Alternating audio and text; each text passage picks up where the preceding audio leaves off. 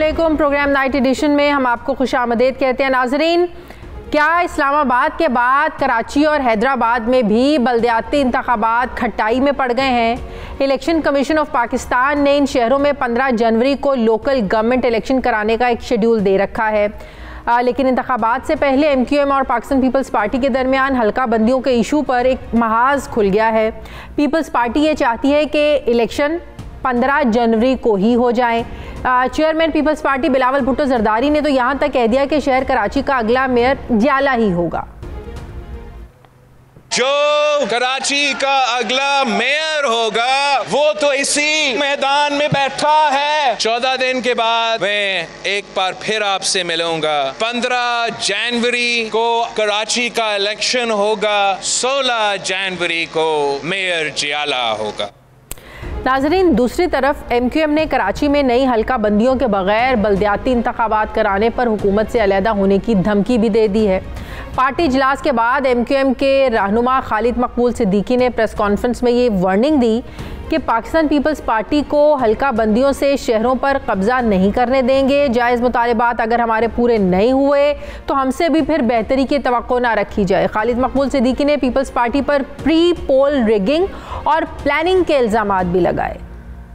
इंतखाबात से पहले थोड़ी तय किया जाता है, तो अवाम तय करती है, ये इंतजामिया थोड़ी तय करती है, खांचे थोड़ी तय करते हैं, जाली इंतखाबी हल्का बंदियां थोड़ी करती है, जाली वोटर लिस्ट थोड़ी करती है। अल्लाह करे पाकिस्तान पीपल्स पार्टी दूसरी बड़ी सियासी जमात है, पहले दिल जीते ना भाई, फिर आपका हक है, आपका मेयर भी आना चाहिए और किसी का भी आना चाहिए। नाज़रीन, इस्लामाबाद के बल्दियाती इंतखाबात हों या फिर कराची के हल्का बंदियों की शफाफियत पर हमेशा से सवालात उठते रहे हैं। क्या इस्लामाबाद की तरह कराची के बल्दियाती इंतखाबात भी हल्का बंदियों की वजह से मुलतवी हो सकते हैं? इलेक्शन कमीशन वक्त से पहले सियासी जमातों के एतराज़ात को क्यों ख़त्म नहीं करता?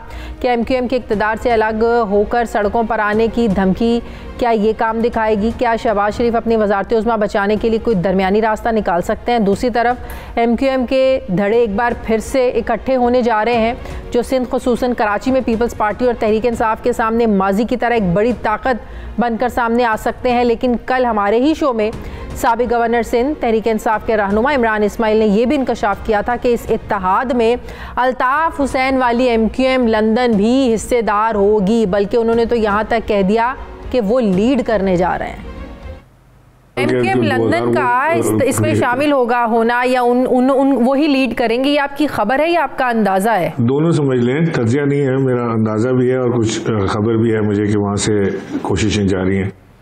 नाज़रीन, इमरान इस्माइल की इस स्टेटमेंट के बाद पाकिस्तानी खुसूसन मुहाजिरों में कन्फ्यूजन सी पैदा हो गई है कि पाकिस्तान और रियासत के ख़िलाफ़ नारे लगाने वाली MQM को कैसे इस इत्तेहाद का हिस्सा बनाया जा सकता है? कैसे लंदन से अल्ताफ़ हुसैन की एक कॉल पर रोशनियों के शहर को बंद करने की रवायत को वापस लाया जा सकता है? कैसे बोरीबंद लाशों, टारगेट किलिंग में बोलती बंदूकों और भत्ता माफिया जैसी माजी के ज़ख्मों को दोबारा से झेला जा सकता है? कैसे आप कराची के हालात को दोबारा ख़राब कर सकते हैं? मैं बात करूँगी, मुझे ज्वाइन कर रहे हैं MQM भादराबाद के रहनुमा डॉक्टर फ़ारूक सत्तार साहब, जो यकीनन अब MQM का हिस्सा बनने जा रहे हैं, MQM पाकिस्तान का हिस्सा बनने जा रहे हैं। अस्सलाम वालेकुम, बहुत बहुत शुक्रिया डॉक्टर साहब आपका। डॉक्टर साहब, क्या ये बात तय है कि MQM के धड़े इकट्ठे होने का बाकायदा फैसला हो चुका, सिर्फ ऑफिशियली एक अनाउंसमेंट होना बाकी है? मेरे ख्याल में वो अनाउंसमेंट भी आपने कर दी है और आपने कह दिया कि MQM भादराबाद के रहनुमा, तो गोया कि आपने मुझसे एक कदम और आगे जाके जो मुस्तकबिल करीब में इंशाअल्लाह होने वाला है, क्योंकि मैं तो 2.5 साल से ये चाह रहा हूँ और इस काम पे लगा हुआ हूँ कि अब इसके अलावा और कोई रास्ता नहीं है। सिर्फ अपने वोट बैंक को यकजा करने के लिए नहीं, अपनी जो सीटें जो तकसीम की वजह से हार रहे हैं, सिर्फ इसलिए नहीं, वो ज़ाहिर एक मायूसी है, महरूमी है, यतीमी है, लावारसी, बेबसी और अदम तहफ़्फ़ुज़ का शदीद एहसास, जिसके बाद जो इस शहर में अब भी 50% से ज्यादा महाजिरों की अक्सरियत है और बाकी सब ज़बान बोलने वाले पाकिस्तानी यहाँ हैं, हर इलाके के पाकिस्तानी यहाँ हैं। तो इस शहर की जो डेमोग्राफी और यहाँ की जो स्टेबिलिटी है, जो inter ethnic, inter sectarian inter जो कल्चरल हार्मनी है उसको एमक्यूएम की तकसीम से भी नुकसान है। और चूंकि एमक्यूएम की जगह कोई और पार्टी ग्रास रूट पे अपनी ऑर्गेनाइजेशन और नेटवर्क नहीं बना सकी है और 15 सालों में खास तौर पे पीपल्स पार्टी की जो एक मोनोपोली और इजारादारी रही है उसकी वजह से तो फिफ्थ कॉलमिस्ट इंतहा पसंद, दहशतगर्द और मुल्क दुश्मन फायदा उठाने जा रहे हैं। तो एमक्यूएम के यकजहती और इत्तेहाद से कराची के अमन को, कराची में डॉक्टर साहब एमक्यूएम की यकजहती इत्तेहाद का दोबारा होना, क्या ये तहरीके इंसाफ के खिलाफ है? तहरीके इंसाफ जिस तरह उभर रही है, तहरीके इंसाफ का वोट बैंक जिस तरह से मजबूत हो रहा है, क्या ये इत्तेहाद उसके खिलाफ है? नंबर एक। नंबर दो, विफाक में पाकिस्तान पीपल्स पार्टी के साथ इत्तेहाद है, वहां मुनाफकत नहीं है, सूबे की सतहों पर ये मुनाफकतें सामने क्यों आती हैं? देखिए, पहली बात तो ये कि ये हदफ के पीटीआई जो है वो उसके खिलाफ गोया कि ये तमाम धड़े जो है वो एक साथ बैठेंगे। देखिए, जब कोई यकजहती और इत्तेहाद होगा तो वो सिर्फ अरिथमेटिक जो है प्लस प्लस नहीं हो रहा, बल्कि वो मायूस लोग निकलेंगे, उम्मीद का सफर शुरू होगा, एक ऐसा करंट और एक ऐसी एनर्जी निकलेगी जो लोग, देखें मैंने बाई इलेक्शन लड़ा, मैं भी हार गया, एमक्यूएम पाकिस्तान भी हार गई, तो बज़ाहिर परसेप्टिबली तो तासुर यही है बात जो आप कह रही हैं, लेकिन लोगों ने मेरे कैंप पे आके कहा आपके गुस्से में आपने हमें कहीं का नहीं छोड़ा, आपने जो है वो हमें यतीम कर दिया आपकी तकसीम ने, तो जब तक आप इकट्ठा नहीं होंगे हम आपके रिएक्शन में पीटीआई को वोट डाल लें। तो क्या ये बात यकीनी है कि जब आप लोग इकट्ठे हो जाएंगे, ये इत्तेहाद दोबारा से बन जाएगा, तो आप लोगों की जीत भी यकीनी हो जाएगी? देखिए, मेरी सिर्फ जीत का मामला नहीं है, वैक्यूम को फिल करना है। जो पीटीआई इतनी सीटें जीतने के बाद, बाई इलेक्शन के जीतने के बाद, एक अपर डैक और अपर मिडिल क्लास की पार्टी है ना, ग्रास रूट पे कोरंगी, लियाकताबाद, न्यू कराची, औरंगी टाउन, ये 4 बड़ी बस्तियां, आबादियां ऐसी हैं जो आधे कराची के बराबर हैं, और इस आधे कराची के बराबर जो एमक्यूएम का स्ट्रॉन्ग होल्ड है, यहाँ आज भी 4 सीटें एमक्यूएम की निकली हैं, क्योंकि एमक्यूएम की जहां सीटें हैं वहां आबादी और वोटर का लिस्ट, जो वोटर लिस्ट में जो तादाद है वो ज्यादा है, बाकी इलाकों में कम है। जो पीपल्स पार्टी के कराची के हल्के हैं, ये डिलिमिटेशन की बात खालिद मकबूल सिद्दीकी की गलत नहीं है, ये कौमी असेंबली में भी है, सूबाई में भी है, और नीचे भी है। बताए ना, जो तकसीम आज से 2 साल पहले, 4 साल पहले हुई थी, क्या वो तकसीम उसूलों पर हुई थी? और आज जो आप लोग इकट्ठा होने जा रहे हैं, ये उसूलों से हटकर इकट्ठा होने जा रहे हैं, सिर्फ एक कॉम्प्रोमाइज है? देखिए, मैं तो उसको भी गलत ही कहता हूं कि भाई वो गलत हुआ, और इसीलिए तो पूरे 4-4.5 साल मैंने कोई सिर्फ मुखालफत नहीं की एमक्यूएम पाकिस्तान की पॉलिसी या जो गलत फैसले थे, बल्कि एक बड़े भाई की तरह उनको तामीरी तनकीद से समझाता था, सरकास्टिक होके, तंजिया लहजे में और कोई कटी हुई जबान में मैंने बात नहीं की। मैं उनको कहता था देखें आखिर में आकर, और फिर जो ये पीटीआई से अलग होने का फैसला था, 4 साल बल्दियात में इख्तियारात और वसाइल के बगैर बैठ के इख्तिदार को एंजॉय करना, मैंने तो अपनी भी एक एहतसाब किया, अपनी भी कथारसिस किया, और मैं सबको कहता हूँ कि कथारसिस करें। और ये देखें कि जो महाजिर वोट बैंक और दीगर मजलूम है वो सेटिस्फाइड नहीं है पीटीआई से भी। आप भले कह रहे हैं उनकी मकबूलियत 0 हो गई थी, 5 साल बाद इलेक्शन होता तो इमरान खान ना वजीर आजम बन सकते थे, ना अक्सरियत मिल सकती थी, ना कराची की 14 सीटें मिलती, और वो 14 भी कैसे मिली ये आप जानती हैं कि शायद 6 या 8 सीटें थी, 6 या 8 सीटें दिलाई गई थी कराची में भी। तो ये सारा भी जो है कसिया खुल गया है। तो इसका मतलब ये शहर अभी किसी का नहीं है। टीएलपी क्लेम कर रही है मैं हूं, जमात इस्लामी ने मेहनत की है बेशक, वो कह रही मेरा है, पीटीआई के जलसे सिर्फ इमरान खान की वजह से कामयाब होते, उनके ग्लैमर और कैरिज्मा की वजह से सीटें निकाली, उसमें हमारी तकसीम का बाई डिफॉल्ट दखल है, और कुछ हमारे खिलाफ हमें स्पेस भी नहीं मिली। तो मैं समझता हूं कि 2018 में 16 में जब मैं अलग हुआ था, अगर हमें स्पेस मिल जाती उस वक्त, अगर हमारी रुकावट रुकावटें ना डाली जाती, हमारी तकसीम को फरोग ना दिया जाता। हमारी डॉक्टर साहब एक वक्त वो भी था जब जमात इस्लामी को कमज़ोर करने के लिए MQM को बड़ा सपोर्ट किया गया, MQM को आगे लाया गया, MQM की ताकत में इजाफा किया गया, और इसमें हमेशा देखा भी गया और ये कहा भी जाता रहा कि हमेशा इस्टेब्लिशमेंट की एक सपोर्ट रही है MQM को। जनरल मुशर्रफ इसकी बहुत बड़ी मिसाल हैं। तो क्या आज के हालात पर भी हम ये कह सकते हैं कि तहरीक इंसाफ को कमज़ोर करने के लिए अगर MQM को फिर से इकट्ठा इन धड़ों को किया जा रहा है, इसके पीछे भी इस्टेब्लिशमेंट का हाथ है या उधर से मशवरा दिया गया ये सब करने का? देखिए, मैं तो 2.5 साल से इस काम पर लगा हुआ हूँ, और आपको पता है कि कामरान टिसूरी भाई जब गवर्नर बने तो उन्होंने इस बात को मेरी तरह महसूस किया हुआ था, क्योंकि 2-2.5 साल जब वो भी MQM पाकिस्तान का हिस्सा नहीं थे, उन्हें भी अलग किया गया, मुझे भी किया गया, तो हम दोनों की इस बात पर तो कई चीजों पे इख्तिलाफ था और शायद आज भी कुछ चीजों पर हो, लेकिन बाय एंड लार्ज एक चीज पर उनके और मेरे दरमियान ये था कि भाई इन सबको एक होना चाहिए। अब अगर खालिद मकबूल सिद्दीकी भाई भी ज्यादा आमादा नजर आ रहे हैं, मुस्तफा कमाल भाई और PSP भी ज्यादा आमादा नजर आ रही है, तो ये बता सकते हैं कि उनके पीछे उन्हें अगर एस्टैब्लिशमेंट ने कुछ कहा है तो कहा है, मुझे भैया कुछ नहीं कहा। मैं तो 2.5 साल से खुद इस काम पर लगा हुआ हूं।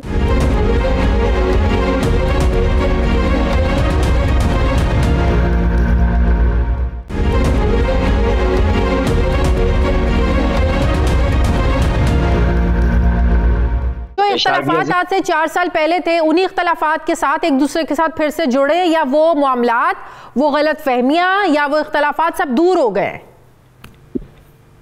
देखिए, वो तो सारी चीजें, अगर किसी को कोई जोम था तो मेरे ख्याल में 4-4.5 सालों में उसका तो लोगों ने सब, अब दीवार पर क्या लिखा है, आईना भी देख लिया, जो गलत फैसले हुए उससे वोट बैंक करीब आ रहा था आपका पहले। और जैसे अगर PTI का फेलियर था तो लोग कह रहे थे 4 साल हमने 14 सीटें दी, कराची वालों ने क्या फायदा हुआ, तो वो सारे लोग वापस MQM में आ रहे थे, पढ़े लिखे जितने थे। लेकिन MQM ने जब PTI को छोड़ के पीपल्स पार्टी के साथ हाथ मिला लिया और माहिदा कर लिया, जिसकी वजह से बाय एंड लार्ज मसाइल है कराची में, सिंध में, सिंध के पूरे में, खास बिलउमूम और बिलखुसूस सिंध के शहरी इलाकों में, तो लोगों ने फिर PTI की तरफ देखना शुरू कर दिया।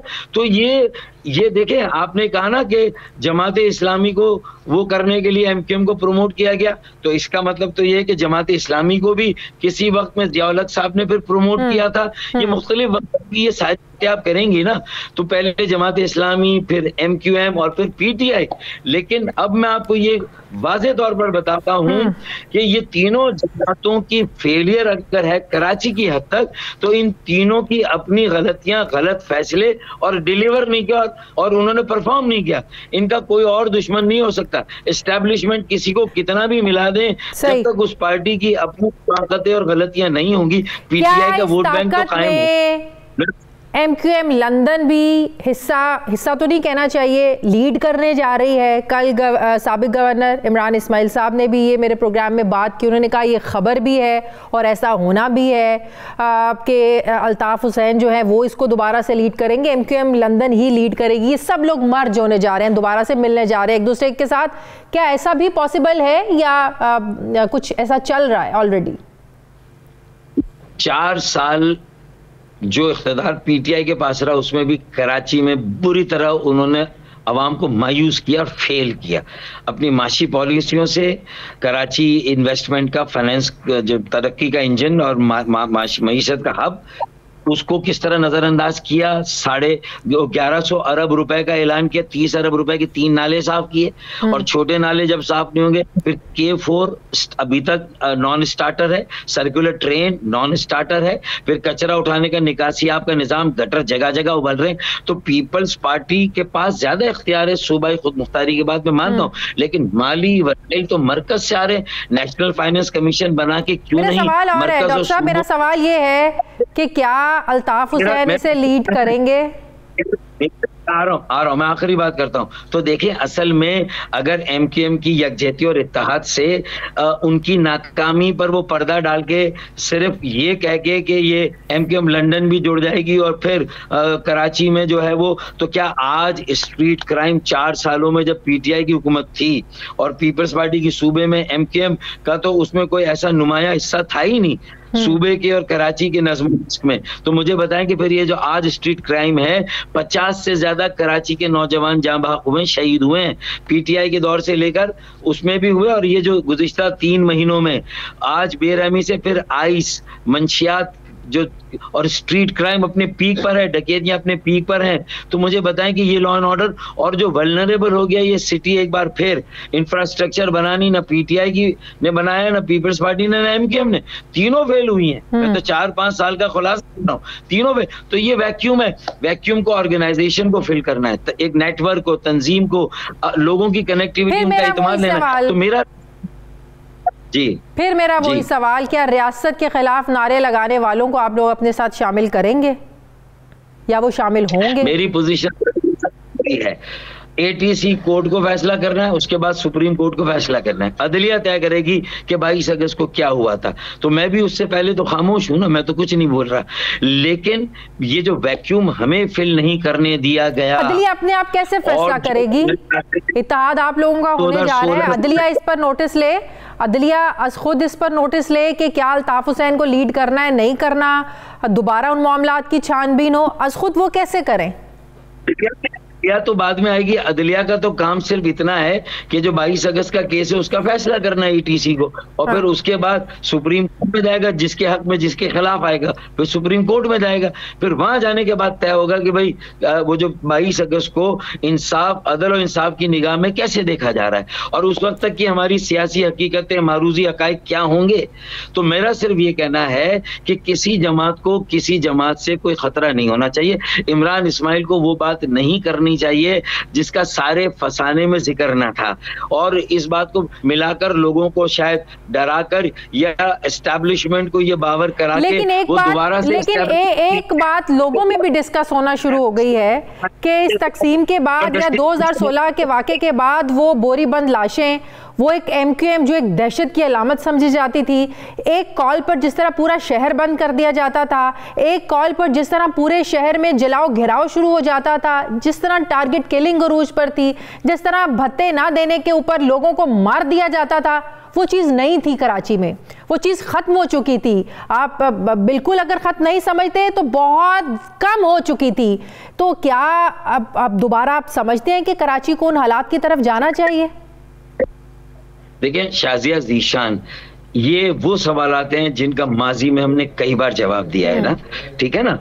तो सिर्फ आपसे ये सवाल कर रहा हूं, क्या जो अमन कायम हुआ या जराइम का में कमी हुई, खास तौर पे टारगेट किलिंग में, क्या आप ये समझती ये देरपा हैं? क्या किसी पॉलिटिकल पार्टी ने इतनी ओनरशिप दे दी है, या एक 3.5 करोड़ का शहर है वो सियासी तौर पर भी मुनकसिम है, फिर एक बड़ी जमात एमकेएम वो भी मुनकसिम है, मुंतशिर है, और इसी तरह मसलकी बुनियादों पर, मजहबी बुनियादों पर, लसानी बुनियादों पर, सकाफती बुनियादों पर भी ये मुनकसिम है। तो आप क्या समझती कि वो खतरा क्या यहाँ जेलिंग हो गई है जो हारमोनी होनी चाहिए? बात ये नहीं है। और सारा जो बिगाड़ था एमकेएम के जिस जमाने की, देखें 2002 के बाद टारगेट किलिंग तो थी, लेकिन बोरीबंद लाशें 2002 के बाद नहीं थी। और अगर ऐसा था तो एमकेएम के भी तो 2000 हुए, उन्हें किसने कत्ल किया? टारगेट किलिंग में एमकेएम के लोग भी तो कत्ल होते थे। फिर एमकेएम के जो सैकड़ों हजारों लोग लापता और मिसिंग है, उनको ढूंढने में भी तो शाजिया ज़ीशान कोई प्रोग्राम करे और उनके लिए भी तो आवाज उठाएं। सिर्फ ये एक ही राग अलापने से इंसाफ नहीं होगा। अगर अदालतें भी इसको रिस्पॉन्ड नहीं करेगी, जो हमारा अलमिया है, फिर K4 15 सालों से क्यों नहीं हुआ? आखिरी पानी तो सवाल पूछेंगे ना, जब मुस्तफा कमाल अलग हुए थे, मुस्तफा कमाल ने जो रोते हुए प्रेस कॉन्फ्रेंस की थी, और अगर आज उन्हीं लोगों के साथ दोबारा इकट्ठे होंगे या इत्तेहाद होगा, हम लोग तो सवाल पूछेंगे ना। मैं मना नहीं कर रहा, लेकिन आपके सवाल पूछने में एक जजमेंट भी सामने आ रहा है कि आप भी गोया के कह रही कि हाँ ऐसा था, उस तासुर को आप अपने सवाल से तक़वियत दे रही हैं। आपके सवाल में अगर वो टोन ना हो तो मैं फिर ऐसे जवाब ना दूं, लेकिन अगर आपके सवाल जजमेंटल होंगे। कंसर्न है कि कराची का अमन दोबारा से खराब नहीं होना चाहिए, कराची में की जो रोशनियां हैं वो फिर से बुझनी नहीं चाहिए। नहीं चाहिए मेरे। अच्छा 2016 के बाद मेरा नैरेटिव क्या था, तो मेरा रास्ता क्यों रोका गया? लंदन से मैं अलग था ना। और आप भी अपने प्रोग्रामों में सारा मलबा कराची के लॉ एंड ऑर्डर का, एंटी स्टेट सेंटिमेंट का, मुल्क दुश्मनी का, ये सारा जो सवालात आते थे वो ज्यादा लंदन से मंसूब होते थे ना। तो अगर हमें कितनी को सवाब मिला, हम 6 सालों से लंदन से अलग है, कोई राब्ता नहीं, किसी किस्म का कोई कांटेक्ट नहीं, तो फिर हमें काम क्यों नहीं करने दिया गया? हमारे रास्ते में रुकावटें क्यों थी? हमें जो सोशलाइट कराची के क्यों मशवरा देते थे, अंदर से कहीं से लाके देते थे खबर कि जब तक पीएसपी के साथ इलाज नहीं करेंगे आपके मसाइल हल नहीं होंगे, आपको फिर स्पेस नहीं मिलेगी, आपके इलेक्शन में रुकावटें आएंगी। इस मरतबा पलड़ा पीटीआई भारी होगा, जैसे पहले एमक्यूएम के पलड़ा भारी होता था। एमकेएम की 17-18 सीटें नहीं होती थी, मैं मानता हूं आपकी इस बात को। कुछ वालों को छूट दी जाती थी, उस तरफ मुंह कर लिया जाता था कि भाई 2-3 सीटें इजाफी आप भी निकाले। 17 सीटें नहीं थी उस जमाने में। तो मैं आपकी बातों से इत्तेफाक करता हूं, लेकिन कुल्ली तौर पर आप भी सही, आपका परसेप्शन भी सही नहीं है। और कुल्ली तौर पर अगर मैं कहूं कि एमकेएम के लोग जो खराबी, बिगाड़, लॉ एंड ऑर्डर, जराइम, उसमें एमकेएम के लोग नहीं थे, तो मैं भी ये दावा नहीं कर सकता। हाँ, एमकेएम के सफों में थे, उन्होंने शेल्टर लिया था, वो ये करते थे, जमीनों पे कब्जे हों, लेकिन उसमें एमकेएम के नजरिए का, एमकेएम के नजरिए का, एमकेएम के अच्छे लोगों का एक मिडिल क्लास क़यादत पर सबका इत्तफाक है। हाँ बिल्कुल है, क्योंकि मेरा तो है कम से कम। मैं तो उनको 1 साल पहले भी एक ब्रेकफास्ट पे मिला, कुछ बिजनेस कम्युनिटी के लोग थे, मैंने कहा भाई मैं आपके हाथ मजबूत करने, तहरीक को नजरियाती बनाने, एक मिडिल क्लास पढ़े लिखे नौजवानों का अमल बनाना है। हमारी भी जो उम्रें हैं, हमारा सक्सेशन कहाँ है? 10 साल की लीडरशिप देनी है, 40 ओवर हमने खेले, 10 ओवर रह गए, गलतियों से गुरेज करना है जो माजी में हुई है, और हमें जो है वो अगले मैच के लिए एक नई टीम को तैयार करना है। तो वो तैयारी हमारी कहां पर है? पार्टी के परचम और निशान पर मुस्तफा कमाल साहब ने इस पर भी कुछ एतराजात उठाए थे, ये भी सॉर्ट आउट हो चुके हैं मसाइल? हम आपस में सब अभी तक नहीं मिले हैं। ये एक मुझे फ्लॉ नजर आता है जो आपका सवाल है ना। कामरान टेसूरी भाई सबसे मिलते हैं, मैंने उनसे कल कहा कि देखिए हम सबको भी एक साथ बैठना चाहिए ताकि कोई इरिटेंट बाद में अचानक सामने ना आए, और फाइन ट्यूनिंग करनी हम आपस में कर सकते हैं और कर लेंगे। हमें साथ भी बैठना चाहिए। सारी जिम्मेदारी गवर्नर हाउस में बैठ के आप अकेले ना उठाएं, बल्कि जो स्टेक होल्डर्स हैं उनको भी आपस में। और देखें बीबी, मैं तो ये कहता हूं कि हम तीनों के मिलने से ये मसला टोटली हल नहीं होगा। हम कितनी पॉपुलेशन, 3.5 करोड़ की पॉपुलेशन का सारा मैंडेट हमारे पास भी नहीं आएगा। कुछ जमात इस्लामी, कुछ टीएलपी, कुछ पीटीआई। मुझे तो आगे जाके पीपल्स पार्टी के वडेरों, जागीरदारों, उनकी डीलिमिटेशन, उनकी नाइंसाफियों, जिसमें वो अपने हारियों, कमियों और जमींदार किसानों को तो वो ट्रीट करते अपने गुलामों की तरह। उन्होंने अर्बन सिंध को भी अपना गुलाम बनाया हुआ है, अपनी जो है वो इसे जाती जागीर बनाया हुआ है, कॉलोनी बनाया हुआ है कराची को अपनी। तो हमें उनसे लड़ना है। तो जमात इस्लामी, टीएलपी, 15 जनवरी को नहीं होने चाहिए। आप लोग इस पर पूरी एमक्यूएम मुत्तफिक है? नहीं, एमक्यूएम का मुतालबा है, मेरा नहीं है। और इसमें एमक्यूएम से ये गलती हुई कि डीलिमिटेशन के मौके पर अपने केस को सही तरह से नहीं लड़ा और डीलिमिटेशन को मान लिया। इसीलिए जब अप्रैल में गए थे कोर्ट में, तो कोर्ट ने कहा आप इतने महीनों से सो क्यों रहे थे, अब क्यों आ रही? तो हो गई डील, तो उसमें है। लेकिन सुप्रीम कोर्ट ने, खालिद भाई ने आज कहा कि डीलिमिटेशन गलत हुई और हमारी इस बात को माना और रिमांड किया इलेक्शन कमीशन को। लेकिन इलेक्शन कमीशन ने 6 महीने में डीलिमिटेशन को ठीक करने की बजाय मुसलसल तारीखों में तारीख। फिर पीपल्स पार्टी भी कहती थी कि चले एमकेएम पार्टनर बनी है तो हम इलेक्शन को आगे बढ़ाते हैं। लेकिन अचानक कल बिलावल भुट्टो साहब ने जो है वो अपना एक नया रुख दिखाया, एक नया चेहरा दिखाया, 15 जनवरी को और हमारा मेयर आएगा। तो ये तो कोई नई बात कर दी। अब खालिद मकबूल कहां पर खड़े हैं मुझे नहीं पता।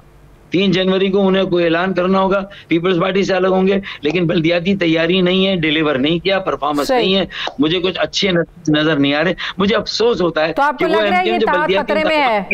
ये इत्तेहाद खतरे में, एमक्यूएम की वफाक इत्तेहाद से अलहदगी हो सकती है?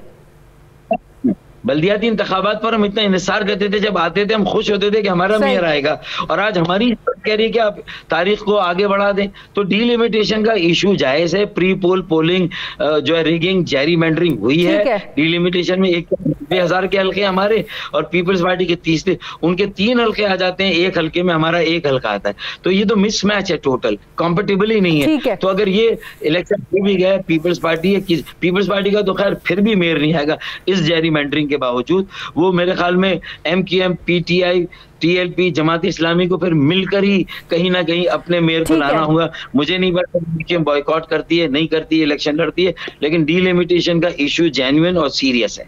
बहुत बहुत शुक्रिया फारूक सत्तार साहब मेरे साथ थे, बहुत शुक्रिया। मुझे ब्रेक लेनी है नाज़रीन, वापस आते हैं छोटे से वक्फे के बाद।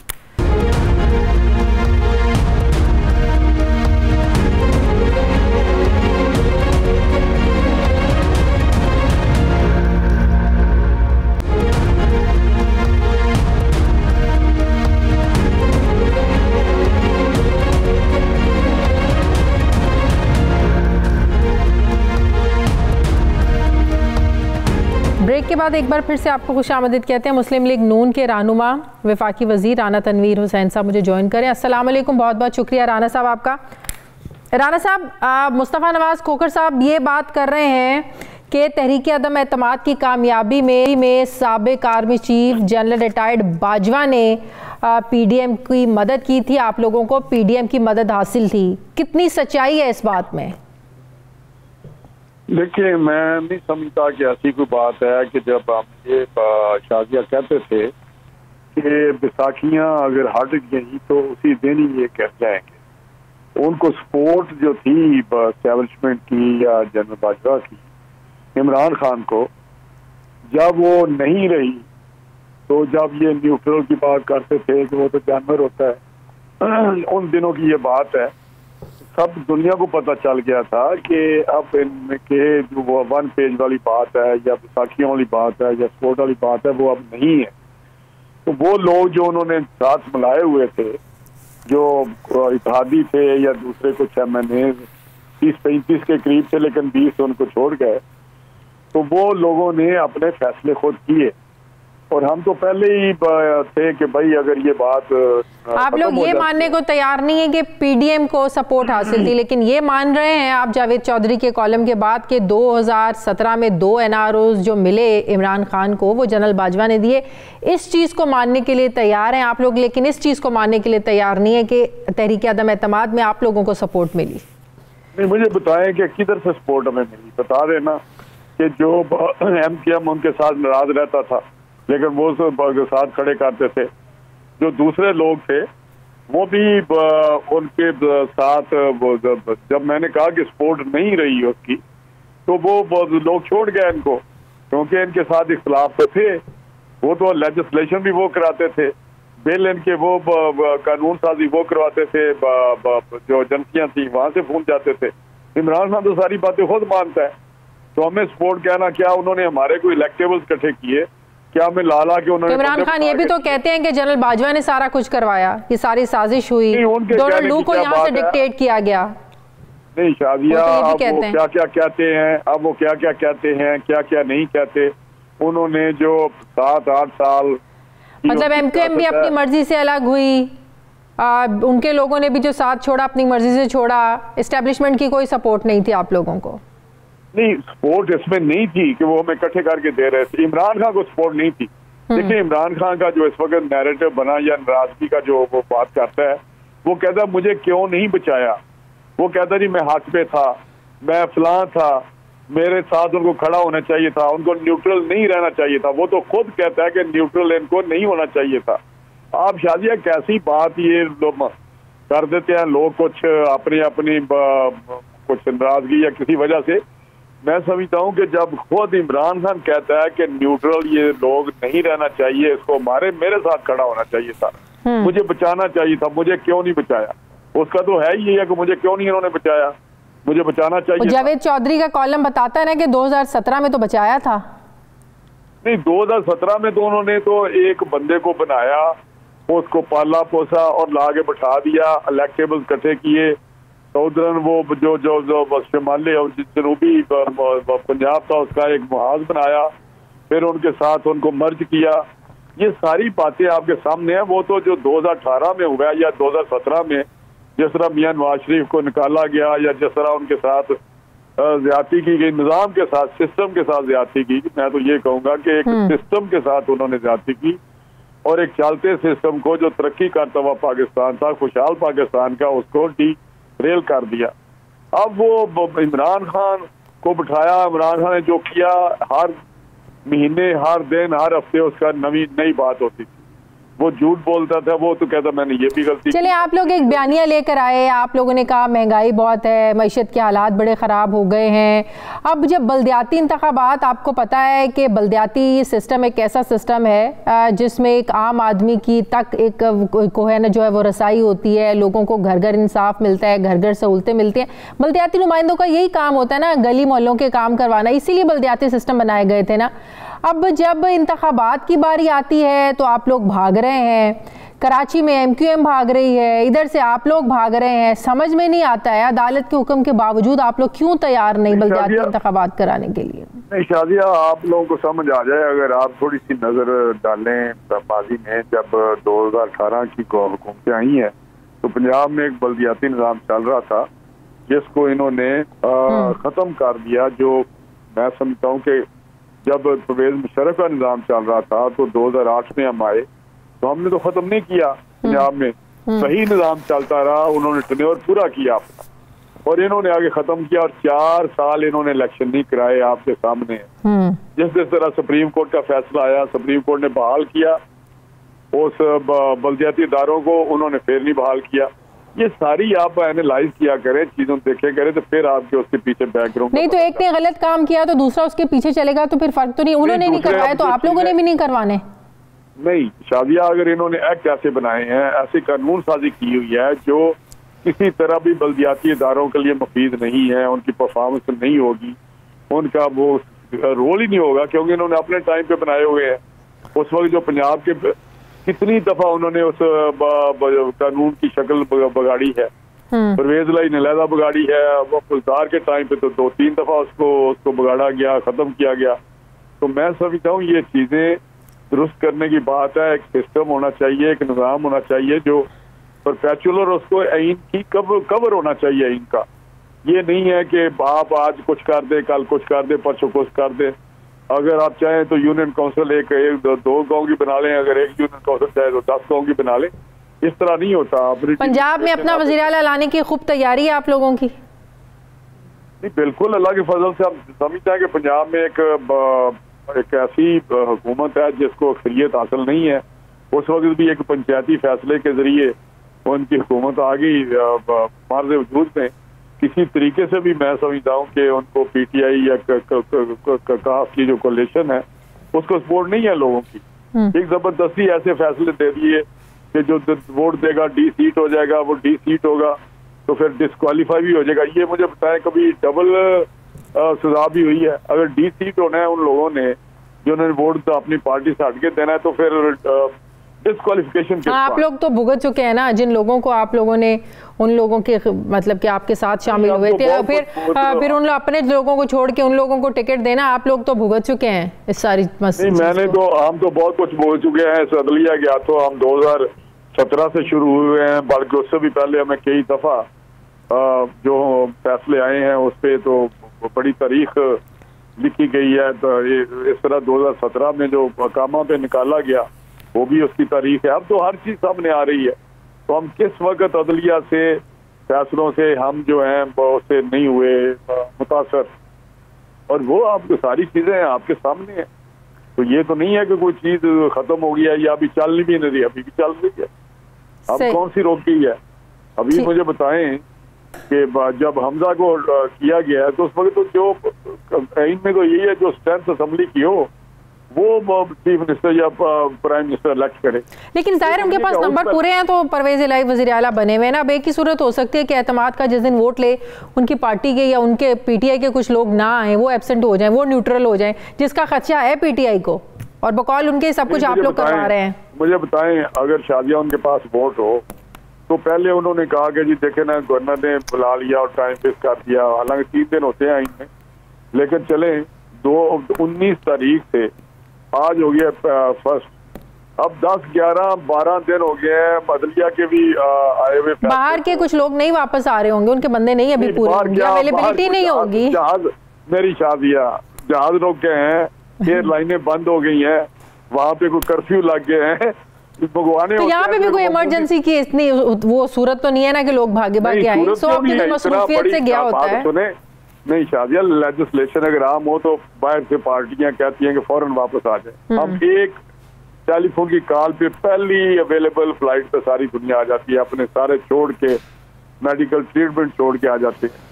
अभी मुझे बताएं कि यहाँ पीरे अल्लाह का मसला बना हुआ है, एतमाद का वोट लेना है, वो कहते हैं उम्रे पे गए हुए हैं। उम्रा, हाँ मुझे बताए 40 दिन होता है उम्रा, उम्रे पे गए हुए हैं। कोई कहता है सिंगापुर, अल्लाह के कोई बंदा नहीं है इनका बाहर। मैं कह रहा हूँ आप लोगों ने सारा चेक कर लिया है, आप लोगों को पता है?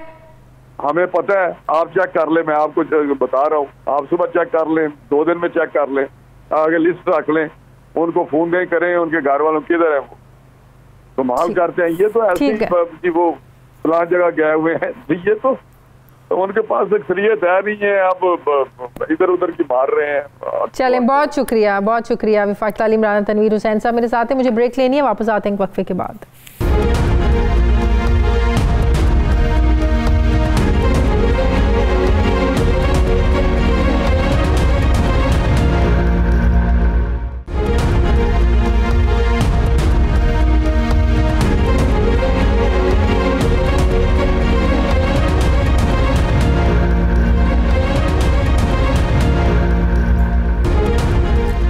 ब्रेक के बाद एक बार फिर से आपको खुशामदीद कहते हैं। सीनियर सहाफ़ी तज्ज़ियाकार साबिर शाकिर साहब मुझे ज्वाइन करें। अस्सलाम वालेकुम, बहुत बहुत शुक्रिया साबिर साहब आपका।